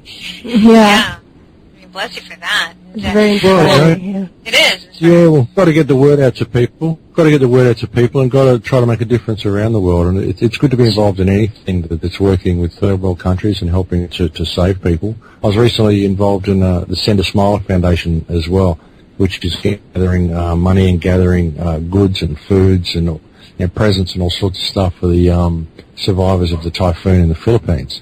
That was really good to be involved in as well. They're a great organisation doing a lot of good work in the Philippines. So, yeah, there's a lot of good things that people can be involved in. And you can be involved in from where you are. You know, I mean, people could donate to Send a Smile. People can donate to these sorts of things and help get it out to these people, get it out to the Philippines. And knowing the organisation and knowing the people who run it, I know that everything they get goes to the Philippines because it's actually a Filipino family that are doing it, you know. So it's really good. It's really good to be involved in these things. Well, great. I think, on that note, we're just about out of time here, so we're going to go ahead and wrap up the show. But we want to thank you so much, Max, for coming back on, and it's always a pleasure to talk to you. And before you go, can you please remind everybody where they can find out more about what you're doing and listen to your radio show and learn about the Freedom Summit and all of that? Well, thanks for having me on, girls. It's always a pleasure to come and talk to you. You can find out everything about me at my website, which is thecrowhouse.com. You can also find out about the Full Circle Project and the plan to buy back Amazon Jungle and get this project running at the website, which is called fullcircle.net. Actually, fullcirclenow.net. You'll find a link to it on thecrowhouse.com. You'll find everything I do on the Crow House. All the radio archives are there. You can tune in and listen to the show on the People's Voice TV, the Dave Icke station in the US, and also on the American Voice Radio if you're in America, or you can get it all from the Crow House archive every Saturday morning. Awesome. Thank you so much, Max. It's always a pleasure. Yes, thank you. Well, thank you for having me on, girls. Always a pleasure to talk to you as well. Good luck, and Enjoy the rest of your day. With everything you're doing. Okay, in Lakesh. In Lakesh. Yeah, in Lakesh to you too, girls. All right. Bye-bye. All right, well, everybody, stay tuned. Virstyne and I are going to take a short break, and when we get back, we're going to close up the show. But we thank Max Igan, and we will be right back. Hello, thanks for having me on your radio. Even though we're not from a famous rock and roll band, if we were, even though we sound a little like we are, we definitely wear a Conspiracy Realist t-shirt, because they're gear, aren't they? Oh yeah, they're really gear. I want to write a song about them. Conspiracy Realist t-shirts at truthertees.com. I gotta think of the middle eight. Shop.truthertees.com. What does that mean? It's the internet. What's that? I don't know. It's a net. It's between things. Shop.truthertees.com. What's that? It's where you get Conspiracy Realist t-shirts. Oh, gear. Hey, welcome back to Truth or Talk. Thanks for listening. Hey, Virstyne, we just talked to Max Igan. A pleasure as always. Yeah, really nice guy. Really, really delightful pleasure to be on the show. Just a good ally to have on our team and our court, and inspirational in a lot of ways. And I admire him. Oh, definitely. Yeah. I admire his spirit and his sort of like he doesn't give up, and he tells things honestly and straightforwardly. Like, I think it was interesting. We were talking about how people.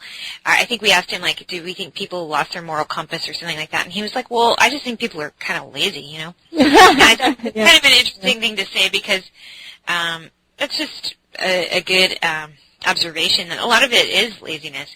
It's not that people don't want to see things get better. It's just they don't want to be the ones to have to do anything about it. Oh, definitely. Well, yeah, they have to sacrifice a lot and give up a lot of comfort in order to do that. Right. It's like, oh, someone should XYZ. Someone should start a campaign to, like, fix this problem, or someone should do this or that to fix this problem, and, someone should make a movie about that. It's like, Yeah. then who's the someone, But that's the attitude that a lot of people have. I guess it's just because everybody's busy and everybody's working and everyone's so enslaved to their own, lives that they just don't think that they have the time or ability to do it. But, I don't know, we made this show. It's not like we had the extra time, really. We just did it anyway. Yeah, well, yeah, we did. It would probably be harder to do as a one-person team, so maybe, if there are people that have ideas, it would be really helpful if you get together with a group of people and, try and start something yourself, Right. Two or more heads are always better than one. Right, and I think doing something that you would want to do anyway, that you kind of like doing. I think we like talking, and we were kind of doing that anyway. Yeah. And then this way but we also wanted to meet some of these people that we were following, like Max Igan. We wanted to kind of reach out to people in the community. And so this gave us an opportunity to combine those things and talk, and then to be able to reach out to the community. And, like our friends in Joy Camp, they're doing something that they absolutely love doing. Yeah, definitely. And they're making such a huge impact on everybody with their videos and stuff. So that, and they're fun and they're funny to do, and I think that illustrates the point that, it doesn't have to be all gloom and doom, too, which is another thing we talked about with Max Igan. It's like, he tends to be real, he keeps it real, but he doesn't, he's not a downer, Yeah, and he always tries to get solutions or think of solutions for what's, any problems that we're facing. Yeah. And one thing I think a lot of people forget is there's more of us than there is of them. And right. all this manipulating they're doing to us, they wouldn't have to be doing it if we weren't so powerful in the first place. We're getting, hit through chemtrails, through the GMOs, through the vaccines, through psychologically, through television, through, Right. And then if you sit down and think about all of it, it gets very depressing, but at the same time, you're still here, you're still alive, and you're still conscious as to what's going on, Yeah, definitely. So I think he was he was interesting when he was talking about, or I think you asked him this, about artists being kind of maybe more in tune or more awake, and he said something about, that creative side of the brain is, or people who have more creativity, the side of the brain just tend to be maybe more curious or have more interest in things, because we're always kind of grappling with the whole idea of, like, why are certain people awake? Yeah.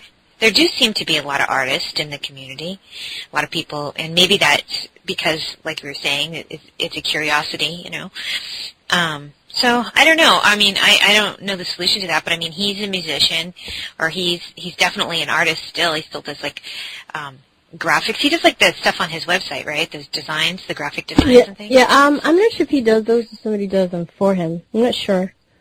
Oh, okay. I thought that I think he does have some artwork that he puts up on his website. I'm not sure either, but he is a musician, and you guys talked a little bit about that because you guys both played guitar. When we had a technical snafu for a little while, and I was dropped from the call, and then you two were talking. You took over now. We had a jam session. It was great. No. Yeah, that's what I hear. So Max Igan plays guitar, right? Yeah. Yeah. So. Well, it's just it's very interesting because I feel that the more I kind of learn about the globalists and their plan, or whatever you want to call them, Illuminati, I don't know, aliens, whatever, the people at the top, right? The bad dudes, whatever. They don't seem to be creative, and it seems like this is a component that we have that they don't seem to have. It seems like they know how to manipulate, like that's their skill. Right? They manipulate people, so they manipulate artists. Like all of these artists we see. Did you see clips from the Grammys?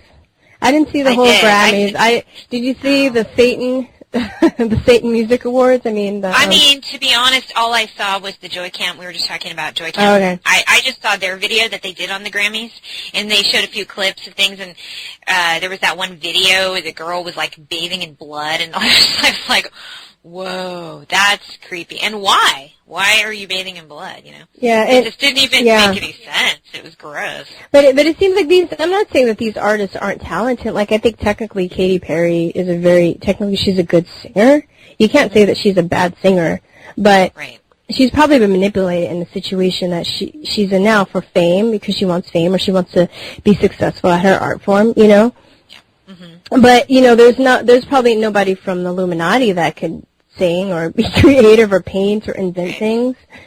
So it's them really using a lot of their manipulation to manipulate creative people into doing what they want. I wonder how they're able to filter through how they're able to make so many of these videos satanic. Because I mean, a few years ago, I would hear people say this, or even when I was growing up, you know, and they used to say that, about rock and roll and jazz music, you know, that was like the devil's music, or, you know, that's the evil music, you know, it's terrible music. And then, you know, it's like, I would be like, oh, come on, you know, you're exaggerating.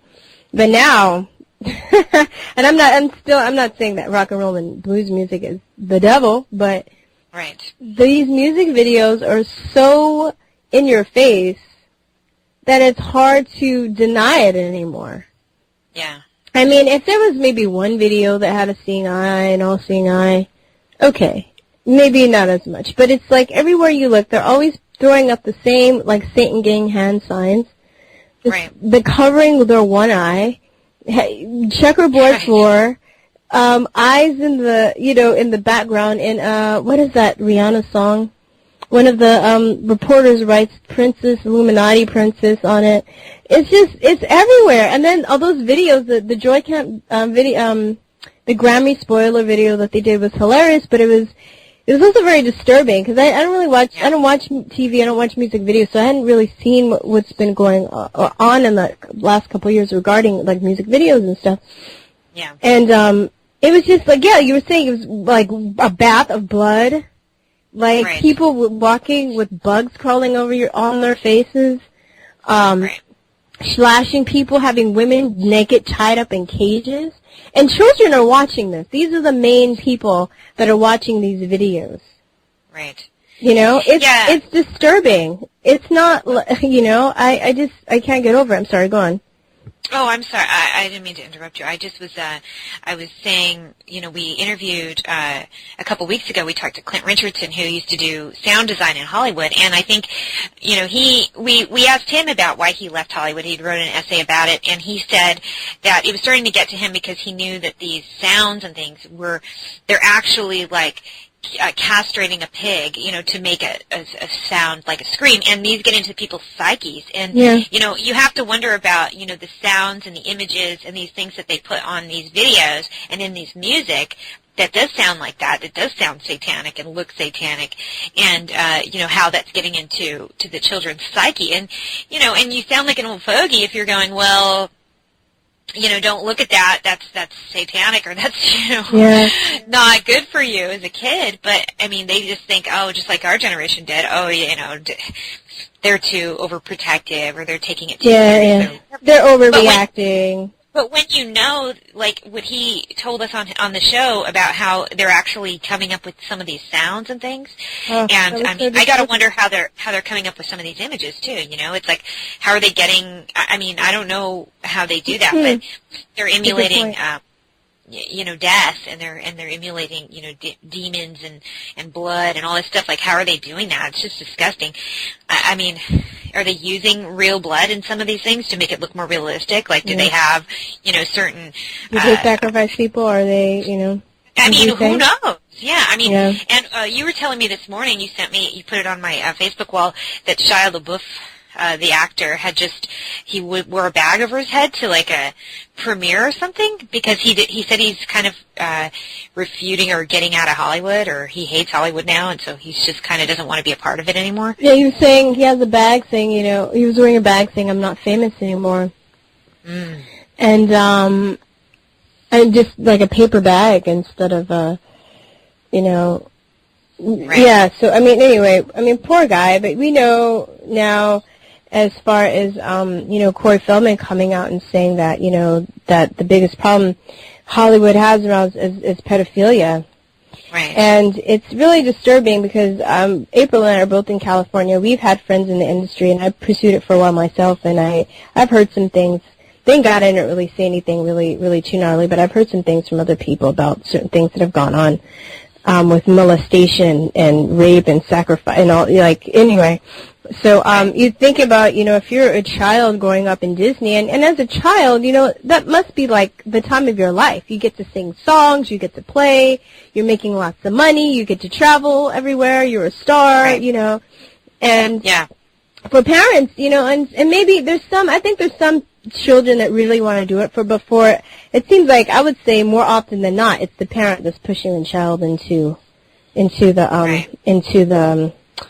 Hollywood, because right. they can make money too. They can become their manager, they can get a percentage of what they make, and we were talking earlier about too, like Michael Jackson, how we feel that parents pimp their children out to him, because why would you let your child spend the night at a grown man's house? Right. Even if he is Michael Jackson, without you being there. Not that I would be like, okay, well, as long as I can come along, that's still weird. Right. Okay, maybe they can come over for the day and they can, go to Never Neverland and have all that stuff going. That's cool. But, when the sun goes down, I'm fucking taking you home. You're not playing glow in the dark with Michael Jackson. It's unacceptable. So something must be, and then when you get to a certain point too, it's like you become your own CEO. You're at the top of the pyramid, and you have all these people working under you. You have agents, managers, security, chefs, anything that you can, accountants, right? All these people that are working for you as a celebrity because you're your own entity. So if something happens to you, a lot of people are going to lose their jobs. Right. So there might even be people in this industry too that see this going on, and they want to cover, they see pedophilia or crazy stuff going on, and they know it's wrong, but they're scared to say anything. A, because they might get killed themselves, right. Or B, they want to keep their job. Because they become ostracized, like we they saw. Ostracized, or we saw the comedian Cat Williams, who seems very awake, and then he had done where he was talking about on one of his acts, one of his comedy routines. He was talking about what goes on in Hollywood and how they do open drug use. They'll be like doing cocaine at meetings, movie theaters, and when he was coming into Hollywood for the first time and he was just starting to become famous, he was shocked by all this behavior that was going on around him. And he's a comedian. He does it in a very funny way, but like all the good ones, it's almost like not funny because it's kind of sad and tragic, and it's and he's very honest about it, and it's kind of creepy the way he describes what goes on, and how they'll be having sex at parties in front of you, and certain people are like closeted homosexuals, and they'll be like having sex, and they'll be doing drugs and all these things, and he's going, whoa, okay, I didn't know these things went on. And then later in an interview, somebody asked him about the Illuminati, and he said, well, I'm one of those people that's against the Illuminati to maybe my own detriment. And Professor Griff, who's from the band, was in the band Public Enemy, and he's pretty awake too. He's been on the Alex Jones Show a bunch of times, and you can go to his website and see the stuff that he writes about, and he's pretty awake about what's going on.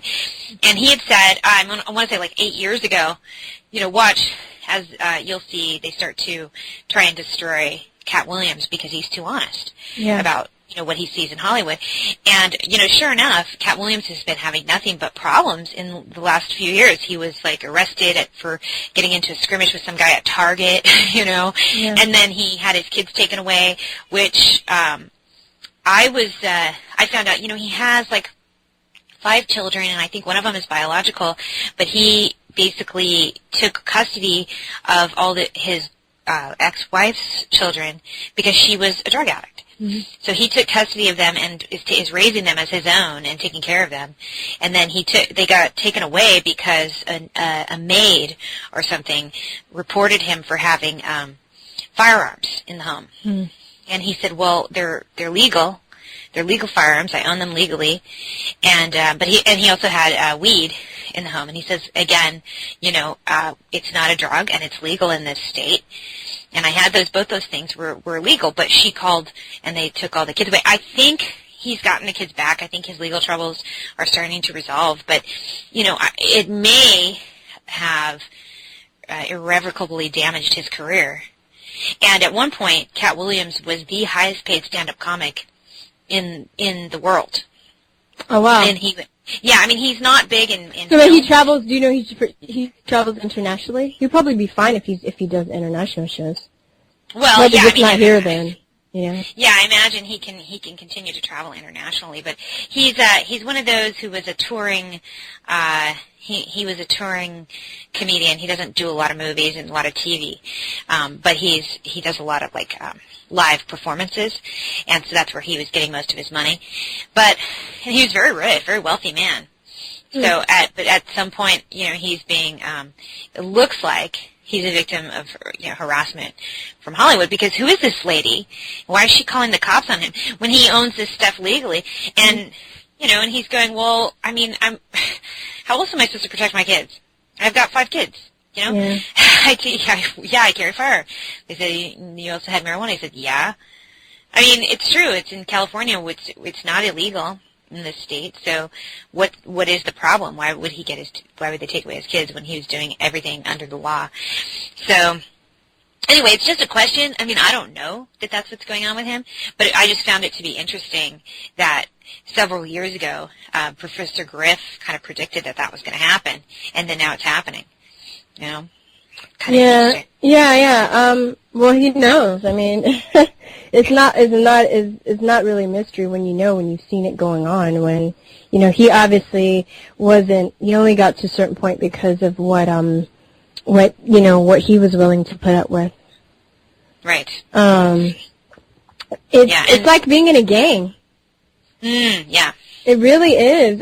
Poor people. I'm sure there are people that really want out. I don't know. Because it is cool, I think, to achieve a certain amount of success because you're reaching people with your art and you're able to make a living out of your art. Right. Mm-hmm. But when you reach your point when you reach success to the point where people are telling you what to produce and what you can and cannot say, that's when it becomes a problem. But I think when you're a kid and you get into this industry, and you don't really know nothing else. You don't really have any other skills.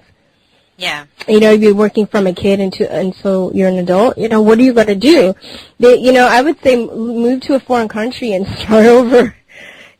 For a few years. I'm sure it can be done. You probably might have to fake your own death, or I don't know. I shouldn't say that. Right. But I'm just because it's just but it's.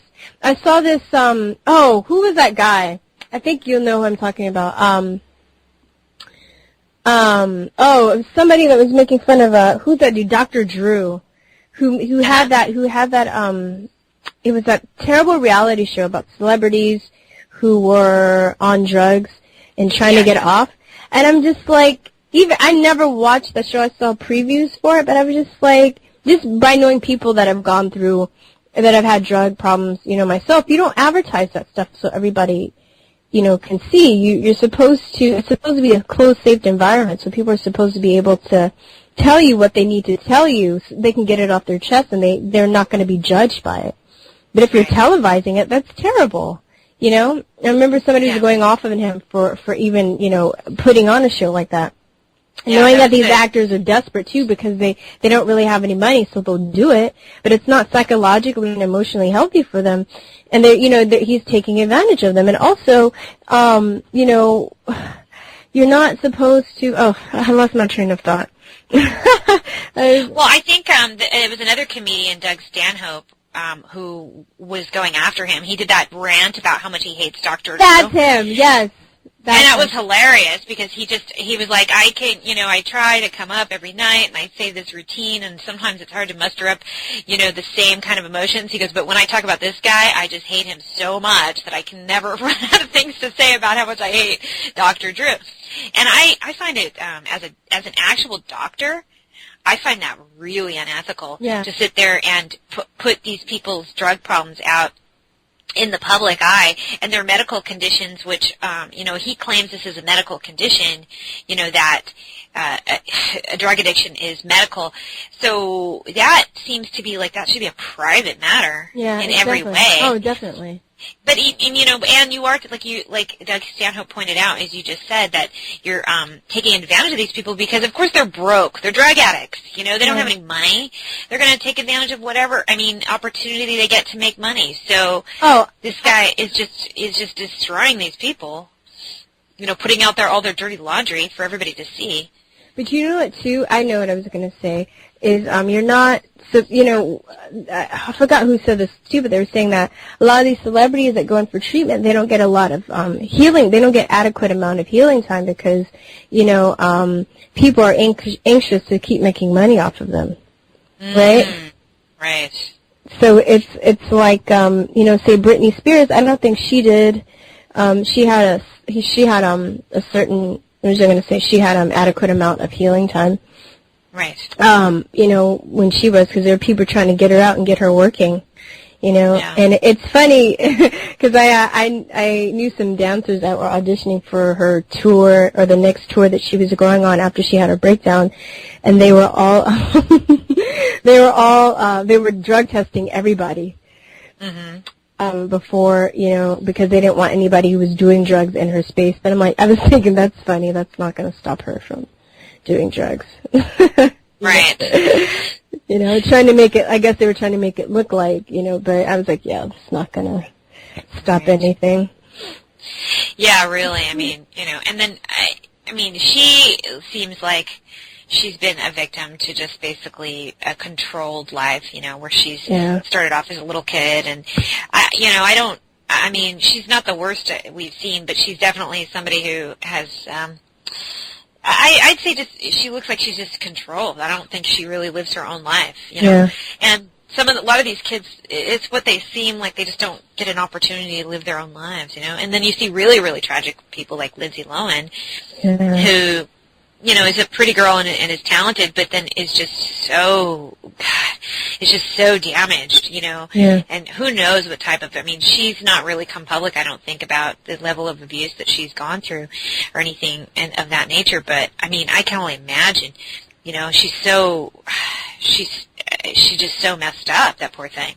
I feel really bad for her. Yeah, I feel bad for all these kids, and some people get mad at me for saying that, but they're just like, oh, they're just spoiled, and they're just like, spoiled and stupid and, ungrateful, and there was a time where I did think that to a certain extent, but I always, even before finding out about the molestation things, I just remember like, or I just would think about, like, how would I feel as an actor, too. You don't want to be boxed in. As a person, you don't want to be boxed in.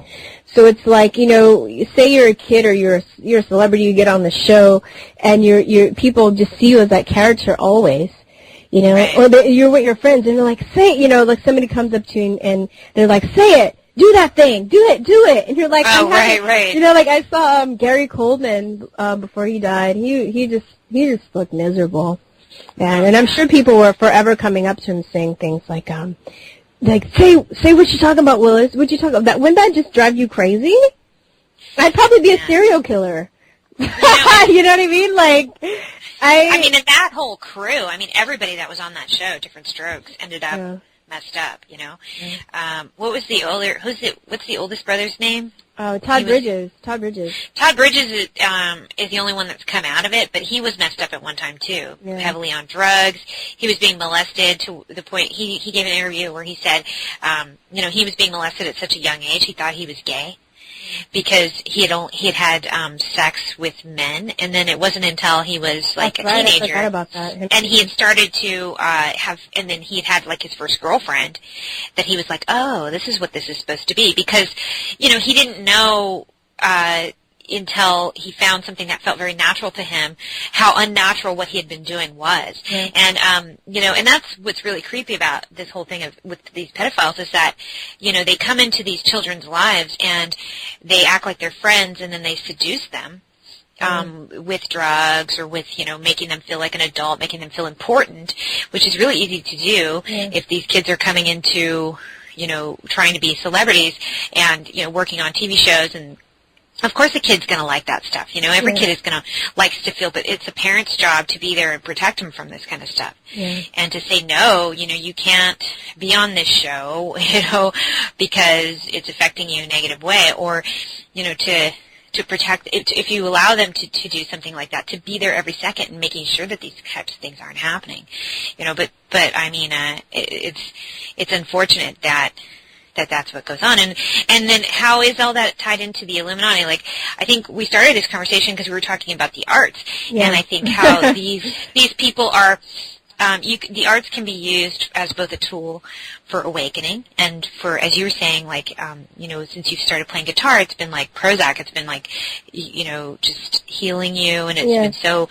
beneficial to your life. And so, yeah, because a lot of the stuff we do is very heavy. So I'm just like, it's, right. And it's kind of addicting in a sense. I mean, I love doing the research, but I just get to a point where I'm just like, I'd be at the computer reading or researching something, and I like 4 hours would have gone by. Sure. And it's not really good to be in front of the computer, I think, for that long a time anyway. But yeah, like you said, it's very invigorating. How about that? Right. It's a good word. Invigorating. And it's but at the same time, it can be used to manipulate. It's basically a dark side and the light side of the force. Right? You can use it. You can use it to manipulate people in each direction. It's very powerful. And I remember I was talking. Yeah, I think we talked about this before. But I've had debates about people whether art, how important art is in this movement, and some people think it's a distraction, and other people. I don't, but but that's maybe because they're not attuned to arts. They're people that like to read, and they get. But art is also a really good way to transport your message. Even, in slave days with the Underground Railroad, they had their messages in songs. Right. So.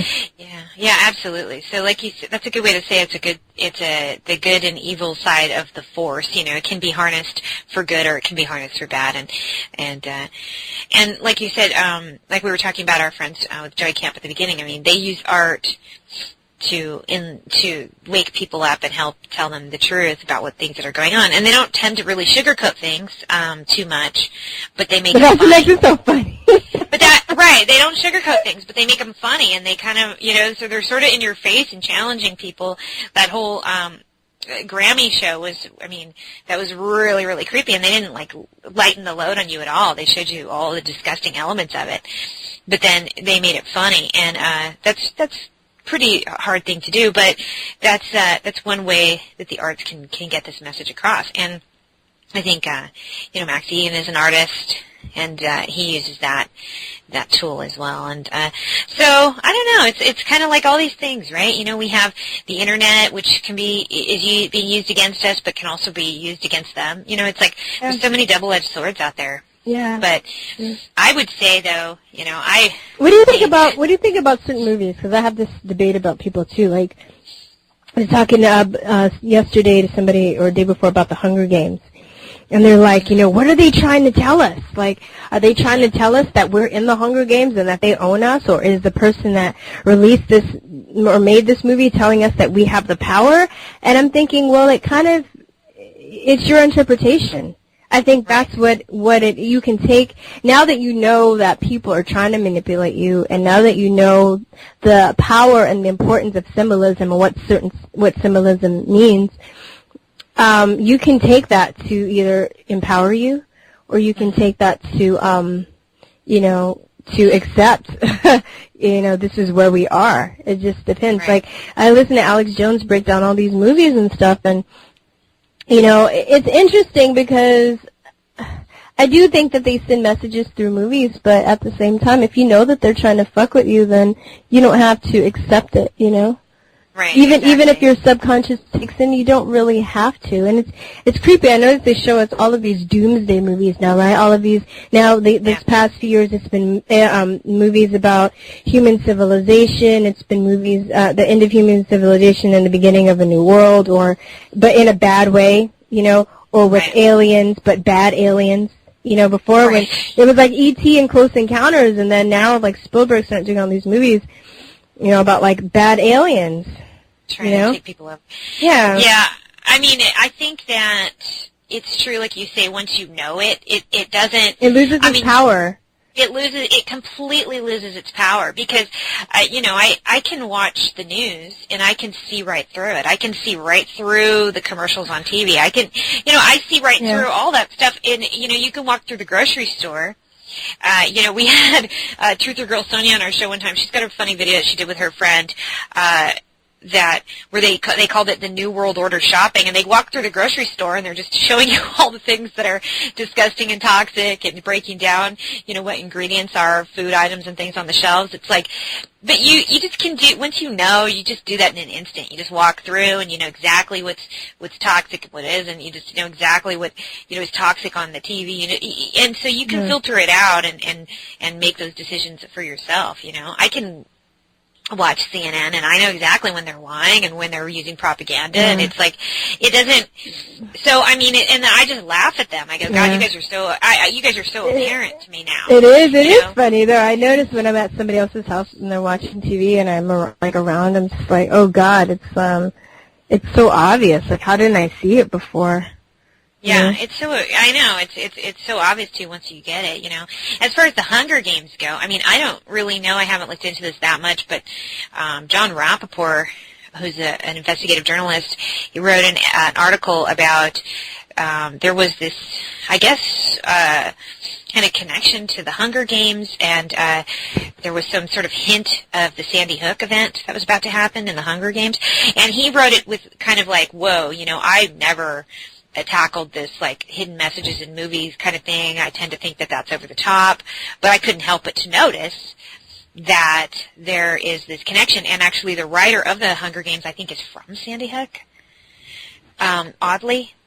So, and there was some scene in the movie. Well, the first one or the second one? The first one. And they show a map or something, and it shows the location is Sandy Hook. I mean, something like that. Or that was another movie. Like, there was a couple different movies that were putting in Sandy Hook clues. So I think that was actually, I'm mixing that two up. That wasn't the Hunger Games that had that, but that had the map. That was in another movie. But anyway, the point is that I think that they probably do put messages in there, and certainly. But you think? I feel like as an artist too, when I write, and I do think sometimes I channel stuff, and I don't really recognize it until I'm done. Until I'm done, because sometimes I'll like write something, and then I'll go back and I'll forget that I wrote it. Like I know that I wrote it, but I forgot that I wrote it. I'm like, I wrote that? Oh yeah, I guess I did. I don't know. I wonder how much of that is to like actually, do they know? Do they have insider information, or they're picking up on something that, are they picking up on the collective unconscious, right? It's probably a little bit of both, maybe, because some people probably do have inside information, but you would have to be pretty high up in the Hollywood rankings. I don't imagine just, every filmmaker and every actor. I don't imagine, like, people like Julia Roberts are in the know, But, I mean, people in the big money-making high producers and things like that, are they connected to the Rockefellers and to the J.P. Morgan Chase family and all that? Probably. There's probably some people in really high places that are. But they're not on the creative side, I would imagine. Like you said, they manipulate it, but they don't actually harness the creativity themselves. Yeah, definitely. Exactly. They find people to manifest through. So even when you hear people talking about the grid, quote unquote, being built, they can't build it themselves, so they need us to do it. Everybody is building this grid. We're building this thing that's enslaving us with technology. It can empower us too, depending on how we use it, and depending on how many people are really aware of the pros and cons and what it can really do. But at the same time, it can enslave us, and it's not like they can build it. Like we have to build it because they're not creative enough to do it. Yep. Well, on that note, we're totally out of time here, but we want to thank everybody for listening. We want to thank Max Igan. You can check him out at the Crow House, and you can check us out at truthertalk.com. And thank you so much for listening. Until next time, peace, truth, and love, y'all. Peace, truth, and love, guys. Bye-bye.